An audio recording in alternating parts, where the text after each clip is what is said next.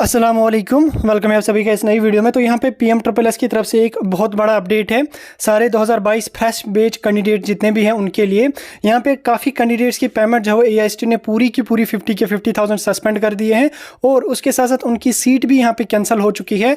वो सारा कुछ मैं आपको डिटेल में समझाऊंगा क्यों हुई है और आपको आगे चल के क्या कुछ करना है। सारा कुछ जानने के लिए इस वीडियो को पूरा एंड तक देख लेना, चैनल को भी सब्सक्राइब कर देना और टेलीग्राम ग्रुप हमारा ज्वाइन कर देना, लिंक उसकी आपको डिस्क्रिप्शन में मिल जाएगी। तो चलिए वीडियो को स्टार्ट कर लेते हैं। तो देखिए, जितने भी 2022 बैच के कैंडिडेट्स हैं वो सारे के सारे कैंडिडेट अपनी आईडी को लॉगिन करें।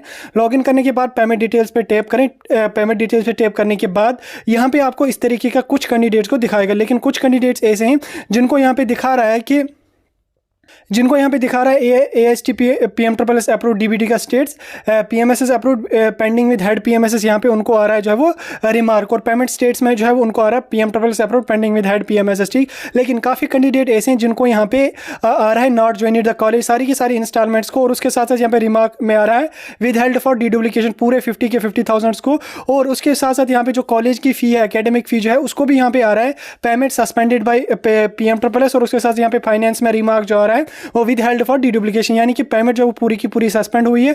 यानी कि जो नॉट ज्वाइनिंग द कॉलेज है दैट मीन्स कि आपकी पेमेंट जो वो सस्पेंड हो चुकी है। और उसके साथ साथ यहाँ पे अगर आप नोटिफिकेशन वाले ऑप्शन पे टैप करोगे, टैप करने के बाद यहाँ पे आपको पेंडिंग एक्शंस में जो है यहाँ पे दिखेगा, पहले आपको नॉट स्कॉलरशिप नॉट कंप्लीटेड दिखा रहा है, उसके साथ साथ यहाँ पे आप जो है जिनका ऐसा मसला आ रहा है उनको seat allocation by the AIST भी यहाँ पे पेंडिंग है, यानी कि उनकी सीट जो है AIST से कैंसिल हो चुकी है, अभी उनकी सीट जो है अलॉट नहीं हुई है। तो देखिए इसमें रीज़न क्या है वो मैं यहाँ पे आपको पहले क्लियर करता हूँ।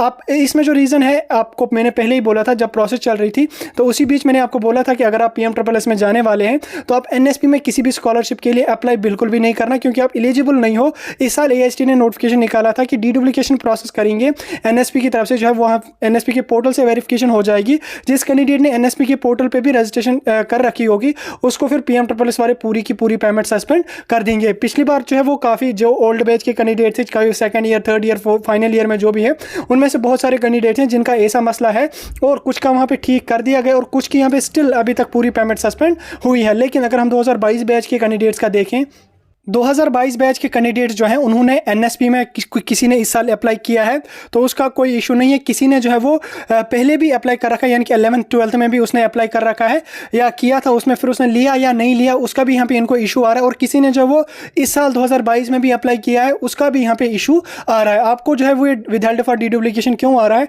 आपने NSP के पोर्टल में भी रजिस्ट्रेशन कर रखी है। कुछ कैंडिडेट बोल रहे हैं हमने 2022 में अप्लाई नहीं किया है, हमने 11th-12th में अप्लाई किया। देखिए NSP के पोर्टल पर एक बार आपका रजिस्टर हो गया, चाहे आपका मोबाइल नंबर हुआ, चाहे आपकी ईमेल आईडी हुई, चाहे आपका आधार नंबर हुआ, उसी वजह से यहाँ पे आपका जो है पेमेंट सस्पेंड कर दी गई। और उसके साथ साथ कुछ कैंडिडेट ऐसे हैं जिन्होंने किसी भी ईयर में NSP के लिए अप्लाई नहीं किया था, तो उनको यहाँ पे विदहेल्ड फॉर डीडुप्लीकेशन क्यों आ रहा है? उनका जो मोबाइल नंबर या उनकी जो ईमेल आईडी है वो फैमिली मेंबर्स में से किसी ने उसका मोबाइल नंबर वहाँ पे डाला है, चाहे पिछले साल या इस साल, उस वजह से यहाँ पे आपको विदहेल्ड फॉर डीडुप्लीकेशन आ रहा है। तो अभी आपको क्या कुछ कर लेना, देखिए परेशानी लेने की कोई भी बात नहीं है। आपको जो है वो पेमेंट पूरी की पूरी सस्पेंड नहीं कर दी जाएगी। देखिए सस्पेंड एक कंडीशन में AIST वाले कर सकते हैं, अगर आपने जो 2 स्कॉलरशिप एक ही बार लिए हैं, यानी कि उसी साल आपने NSP भी लिया है, उसी साल आपने PMSSS भी लिया है, उस कंडीशन में जो है वो AIST आपका स्कॉलरशिप सस्पेंड करेगी और आप कुछ भी उसमें नहीं कर सकते हैं। जैसा पिछली बार आपने देखा होगा पुराने बैच के कैंडिडेट्स की सस्पेंड हुई थी, देन उसमें उन्होंने जिन कैंडिडेट ने सिर्फ और सिर्फ रजिस्ट्रेशन की थी या स्कॉलरशिप नहीं लिया था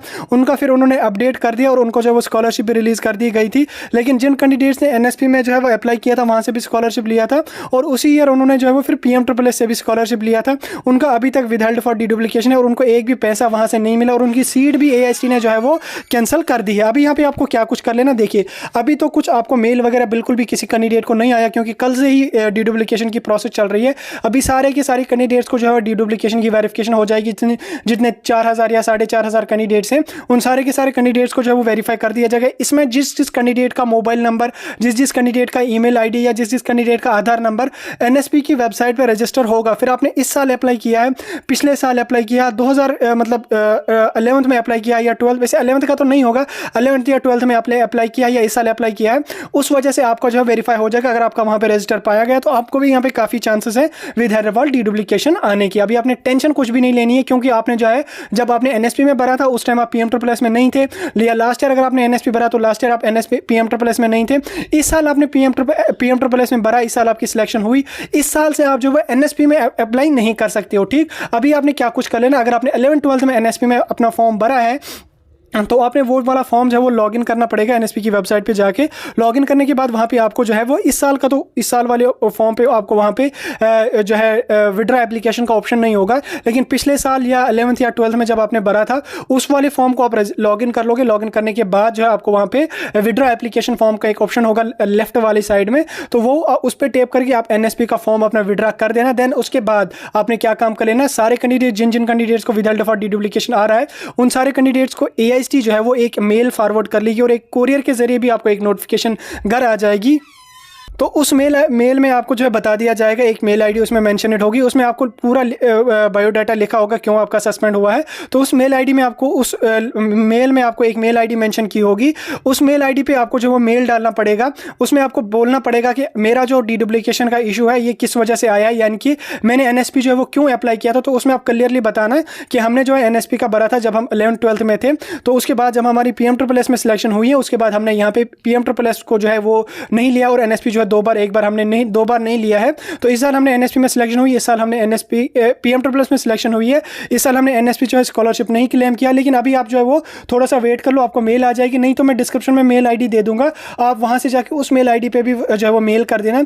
वही मेल आईडी आपको आगे चल के भी मिलेगी, वही मेल आईडी इन्होंने जो है वो सारे के सारे डीडुप्लीकेशन के कैंडिडेट्स को यहाँ पे उनके लिए यहाँ पे रखी है। बाकी आपको टेंशन लेने की कोई भी बात नहीं है। अगर आपने 2 स्कॉलरशिप एक ही बार नहीं ली है, यानी कि आपने 11th या 12th में अप्लाई किया है, तो आपका कुछ भी नहीं होगा। अगर आपने अप्लाई किया है स्कॉलरशिप नहीं लिया तो भी आपको यहाँ पे कुछ भी नहीं होगा, कुछ भी टेंशन लेने की बात नहीं है। जिन जिन कैंडिडेट्स के ऐसा इशू है ये शायद आगे चल के ये वेरीफाई कर लेंगे, रीवेरीफाई हो जाएगा इसमें। और जिन जिन कैंडिडेट्स का मतलब फ्रेश बेच कैंडिडेट्स का ऐसा नहीं आना चाहिए और होगा भी नहीं, क्योंकि आपने 2 स्कॉलरशिप तो एक बार लिए ही नहीं है।